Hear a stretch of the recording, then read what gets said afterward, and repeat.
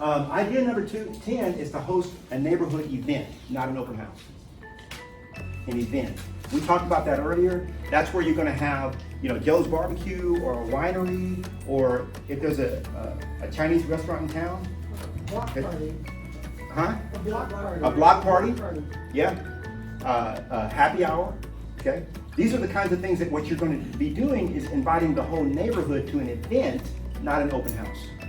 Okay. I guarantee you, if there's a Chinese food restaurant within half a mile of your open house, you can say, hey, we're doing an event, and how would you like to be doing samplers? You don't have to feed people, just give them a sampler with a buy one, get one free coupon to your restaurant. All they have to do is, it's almost like it's catered, but they're not gonna get a full plate of food. They're just gonna get a little thing, maybe a wine tasting or whatever, it's an event. Do you care if it's occupied or a vacant house? I don't. I just tell them, get out. We're gonna be doing the event, because here's the thing, that's a good question. So, Or if it's empty. if for liability reasons, you might have to have enough people there to staff the event to make sure that someone is always with them. But that's a good problem to have, because here's what's happening.